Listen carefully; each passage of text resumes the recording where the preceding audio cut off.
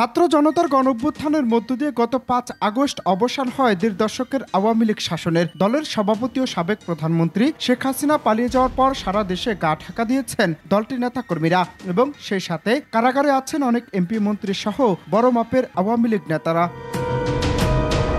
সারা দেশে হত্যা ও বিতর্কিত কর্মকাণ্ডের অভিযোগে দলের নেতাকর্মীদের বিরুদ্ধে হাজার হাজার মামলা করেছেন সাধারণ মানুষ। এছাড়াও গ্রেপ্তার হয়ে কারাগারের শীর্ষ নেতারা। এমন পরিস্থিতিতে তলানিতে ঠেকেছে দলটির সাংগঠনিক কার্যক্রম। নিষিদ্ধ করা হয়েছে শেখ মুজিবের হাতে গঠন করা ছাত্রলীগ। আওয়ামী লীগের রাজনীতি নিষিদ্ধের দাবি উঠেছে সর্বমহলে। তবে রাজনৈতিক দল নিষিদ্ধের পক্ষে আপাতত সহমত পোষণ করছে না বিএনপি।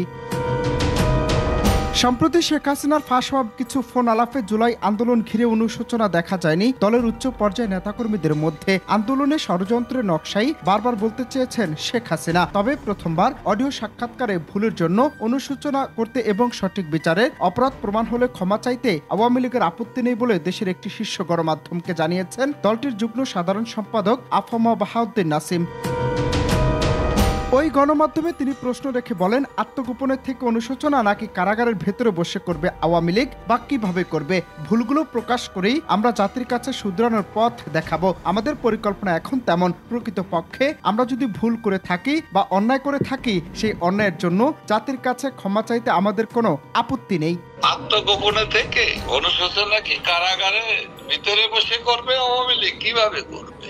ভুলের জন্য জাতির কাছে আমরা এই ভুল করেছি প্রকাশ করেই আমরা জাতির কাছে ভুলগুলো শুধরাবার পথ দেখাবো। আমাদের পরিকল্পনা প্রকৃত অর্থেই যদি আমরা যে ভুল করে থাকি অথবা অন্যায় করে থাকি, সেই অন্যায়ের জন্য ক্ষমা চাইতে, জাতির কাছে ক্ষমা চাইতে আমাদের কোনো আপত্তি অথবা আমরা ক্ষমা চাইবো না, এ ধরনের গোড়ামি আমাদের ভিতরে কাজ করে না। এই ধরনের দল, এই মানসিকতার দল আওয়ামী লীগ নয়। জনসম্পৃক্ত কর্মসূচি দিতে চান জানিয়ে আওয়ামী লীগের যুগ্ম সাধারণ সম্পাদক বলেন, সাধারণ মানুষ, খেটে খাওয়া মানুষের জীবনে যে নাভিশ্বাস উঠেছে, এর থেকে রক্ষা করার জন্য আমরা অচিরেই কর্মসূচি দিব। সাধারণ মানুষ, খেটে খাওয়া মানুষের জীবনে যে নাভিশ্বাস উঠেছে, এর থেকে মানুষকে রক্ষার জন্য কর্মসূচি অচিরেই নেব। এদিকে রাজনৈতিক বিশ্লেষকরা মনে করছেন, ষড়যন্ত্র তথ্য গ্রহণ করবে না জনগণ, বরং দলের অপরাধীদের বিচারের পাশাপাশি স্বচ্ছ রাজনীতির ধারায় ফেরার চেষ্টা করতে পারে আওয়ামী লীগ। অন্যদিকে স্বৈরাচার আখ্যা পাওয়া আওয়ামী লীগকে প্রতিহত করতে কঠোর হুঁশিয়ারিতে আছে বৈষম্য বিরোধী ছাত্র আন্দোলন।